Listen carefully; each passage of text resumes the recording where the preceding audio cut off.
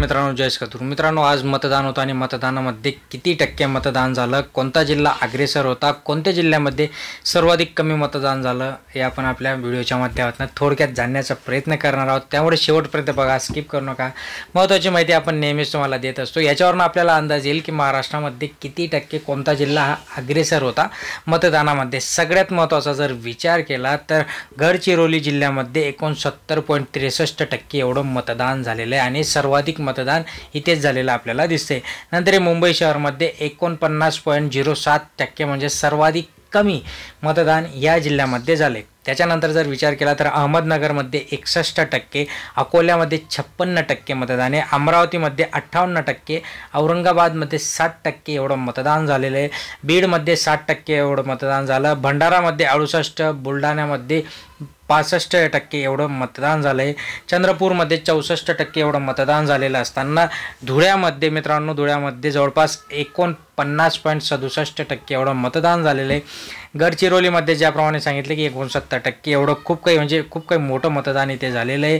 गोंदियामध्ये 65% मतदान आहे, हिंगोलीमध्ये 61%, नंतर मित्रांनो जळगावमध्ये 54% मतदान झालेलं आहे, जालन्यामध्ये 64% झाले, कोल्हापूर 67% झाले, 2 नंबरवर कोल्हापूर आपल्याला दिसतोय गडचिरोली नंतर लातूरमध्ये 61% एवढं झालेलं आहे, मुंबई शहरामध्ये 49%, मुंबई उपनगरमध्ये देखील 51% एवढं मतदान आपल्याला झालेलं दिसते, नागपूरमध्ये 56% झालेलं आहे, नांदेडमध्ये 55% झालं आहे, नंदुरबारमध्ये 63% झालं आहे। बघा, आदिवासी जिल्हा गडचिरोली झाला, नंतर आपला हा नंदुरबार झाला, दोघं जिल्ह्यांमध्ये चांगलं मतदान झालेलं आपल्याला दिसते।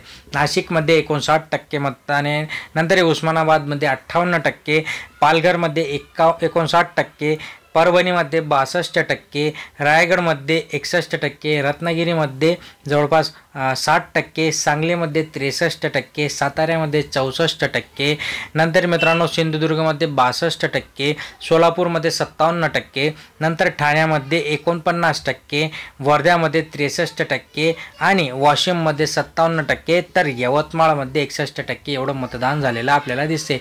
जे आपण एज्युकेटेड म्हणता, एज्युकेटेड आहे जसं आता मुंबई उपनगर, बघा सगळ्यात जास्त मतदान तिथेच व्हायला पाहिजे होतं, पण तिथे सगळ्यात कमी झालं। मुंबई शहरामध्ये जिथे की सगळे मोठे सेलिब्रिटी, सगळे आमदार खासदार, सगळे खूप काही चिकार पैसा असणारे लोक मुंबई शहरामध्ये राहतात आणि सगळ्यात कमी मतदान तिथेच होतं।